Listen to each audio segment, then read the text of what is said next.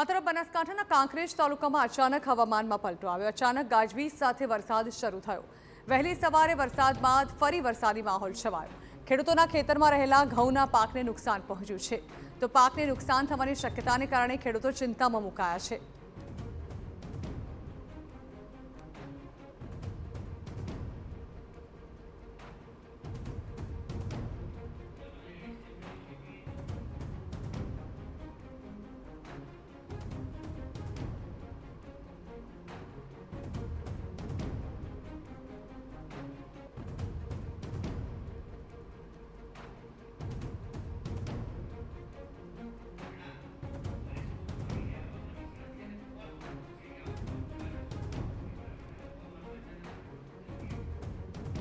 तो हाल जे रीते 18, 19 અને 20 मार्च હવામાન વિભાગ દ્વારા કહેવામાં આવ્યું હતું કે હવામાનમાં પલટો આવશે અને વરસાદ સાથે કેટલાક સ્થળો પર કરા પણ પડી શકે છે, આવો માહોલ સર્જાયો છે।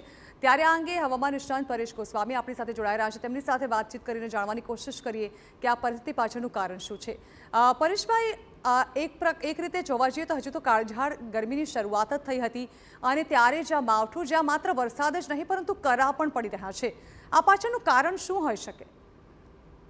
ચોક્કસથી બેન જોવા જઈએ તો આમ તો અત્યારે જે માર્ચ મહિનાનું ત્રીજું અઠવાડિયું ચાલી રહ્યું છે, એક હીટવેવનો રાઉન્ડ છે 9 થી 13 માર્ચ વચ્ચે આવી ચૂક્યો છે અને આ વચ્ચે આપણે જે સમુદ્રી તાપમાન અને જમીની તાપમાન ઉંચકાયું, જેને કારણે અરબ સાગરની અંદર ઉત્તરે સર્ક્યુલેશન એક સર્જાયું હતું ને એ સાથે જે એક વેસ્ટર્ન ડિસ્ટર્બન્સ પસાર થઈ રહ્યું હતું, એટલે જે વેસ્ટર્ન ડિસ્ટર્બન્સને કારણે ઉત્તર ભારતના પહાડો ઉપર જે બરફ વરસાદ થઈ છે અને એ વેસ્ટર્ન ડિસ્ટર્બન્સનો ટ્રફ હોય એ દક્ષિણ પાકિસ્તાન અને ગુજરાત સુધી લંબાયો છે, જેને કારણે ગુજરાતની જમીનથી 700 HPA લેવલે એક બહોળું સર્ક્યુલેશન રચાયું છે અને આ સર્ક્યુલેશનની જે અસ્થિરતા છે એ અસ્થિરતાને કારણે ગુજરાતના અલગ અલગ વિસ્તારોની અંદર અત્યારે અમુક વિસ્તારમાં વાદળછાયું વાતાવરણ, તો કોઈ જગ્યાએ માવઠાના ઝાપટા પડી રહ્યા છે। બીજી વાત એ છે કે આની અંદર જે થંડરસ્ટોર્મ એક્ટિવિટી થઈ રહી છે, એટલે ઘણી જગ્યાએ ગાજવીજ અને પવન સાથે પણ વરસાદ પડી રહ્યો છે અને સાથે આનું જે સર્ક્યુલેશનની જે ઊંચાઈ છે એ ઊંચાઈ 700 HPA લેવલે છે, જેથી નીચી ઊંચાઈએ આ સર્ક્યુલેશન છે, જેને કારણે અનેક જગ્યાએ આપણે કરા પડવાના પણ કેસ બની રહ્યા છે અને આ જે અસ્થિરતા છે એ આપણા ઉપર હજુ પણ આવનારા 24 કે 36 કલાક રહે તેવી શક્યતાઓ છે। આવનારા 36 કલાકની અંદર આ અસ્થિરતા છે એ ઉત્તર પૂર્વ દિશામાં આગળ નીકળશે, જેથી કરીને આવતીકાલે 20 તારીખે સાંજ સુધીમાં આપણે આ માવઠા અને કરા પડવાની જે અત્યારે પ્રક્રિયા ચાલુ છે એમાંથી આપણે મુક્તિ મળશે। એટલે હજુ પણ 36 કલાક સુધી અલગ અલગ વિસ્તારોની અંદર માવઠાના ઝાપટા પડી શકે છે, જેમાં ખાસ કરીને પશ્ચિમ સૌરાષ્ટ્રના દ્વારકા, જામનગર, પોરબંદર, કચ્છના દરિયાઈ કાંઠાના ભાગો છે, ઉત્તર ગુજરાતનો નવો જિલ્લો વાવ, થરાદ, બનાસકાંઠા, પાટણ અને મહેસાણા જેવા વિસ્તારની અંદર પણ તીવ્ર કરા પડવાની અને પવન સાથે ઝાપટા પડવાની શક્યતાઓ છે। એ સાથે મોરબી, સુરેન્દ્રનગર અને રાજકોટ જેવા વિસ્તારોમાં પણ તીવ્ર માવઠું થાય તેવી શક્યતાઓ હાલ દેખાઈ રહી છે। બિલકુલ પરેશભાઈ, આપણે ગત વર્ષે જોયું છે કે માવઠાને કારણે ખેડૂતોના પાકને ખૂબ જ મોટા પ્રમાણમાં નુકસાન થયું હતું અને અત્યારે પણ ઉનાળાની શરૂઆતો કંઈક એવી જ લાગી રહી છે કે અત્યારથી જ માવઠાની શરૂઆત થઈ ગઈ છે। હજુ આ સિઝનમાં આવા દિવસો માટે ખેડૂતોએ તૈયાર રહેવું પડશે કે પછી અત્યારથી કંઈ પણ કહેવું થોડું વહેલું છે? બેન, આમ જોવા જઈએ તો આ ઉભેલો પાક છે એમાં તો ખેડૂત કશું કરી નથી શકતા। અમુક પાક જે હાર્વેસ્ટિંગ થયેલો છે એને ઢાંકી અને તાડપત્રીથી કવર કરીને બચાવી શકે છે।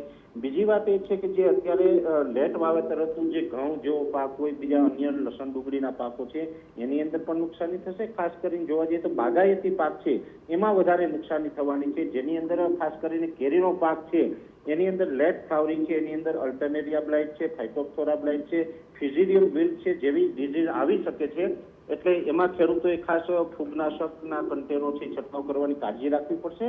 આ માવઠા પછી એમાં દરેક અલગ અલગ પ્રકારની ડિઝીઝની શક્યતાઓ છે। બેન, બીજી વાત એ પણ છે કે આ માવઠું અત્યારે આપણે 19 અને 20 તારીખે જે પડી રહ્યું છે આ માર્ચ મહિનાનું છેલ્લું માવઠું નથી, હજુ પણ એક અસ્થિરતા એવી છે કે જે આપણે 28, 29 અને 30 માર્ચે માર્ચ મહિનાના બીજા માવઠાના સ્વરૂપમાં પણ અસર કરી શકે છે। એટલે આપના માધ્યમથી દરેક ખેડૂત ભાઈઓને જણાવવાનું છે કે હજુ માર્ચ મહિનામાં છેલ્લા દિવસોની અંદર એક માવઠું વધુ આવી શકે છે, તો આપણે આગળ ઉપરની જે પૂર્વ તૈયારી હોય કરી લેવી જોઈએ।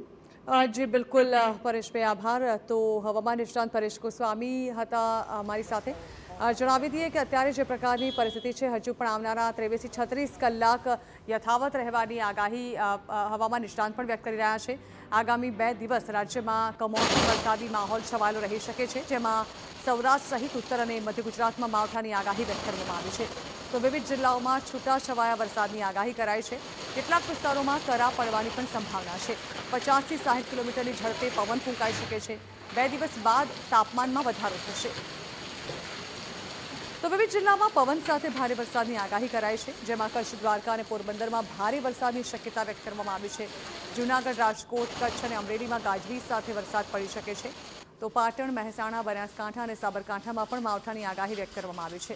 આજે ભારે પવન ગાજવીજ સાથે વરસાદની આગાહી व्यक्त કરવામાં આવી છે। प्रभाव से हम आज एक्सपेक्ट कर सकते हैं कि सौराष्ट्र कच्छ में और गुजरात रीजन में आइसोलेटेड स्कैटर्ड से लेके और सौराष्ट्र कच्छ में Fairlie wide spread rainfall activity की उम्मीद है और थंडरस्टॉर्म भी फ्यू प्लेसेस पे हम एक्सपेक्ट कर सकते हैं। साथ में गस्टी विंड्स जिनकी स्पीड 50 से 60 किलोमीटर और gusting to 70 kilometre per hour हो सकती है। इसमें कि मेनली आपका कच्छ है और आपका जामनगर, इसके साथ राजकोट, इसके साथ अमरेली, गिर सोमनाथ, जूनागढ़ इत्यादि जो ज़िले हैं उनमें आइसोलेटेड प्लेसेस पे हेल स्टॉर्म की एक्टिविटी। और जो गुजरात रीजन के बनासकांठा है, साबरकांठा है और पाटन है, उसमें भी हम एक्सपेक्ट कर सकते हैं कि आइसोलेटेड हेल स्टॉर्म एक्टिविटी हो सकती है।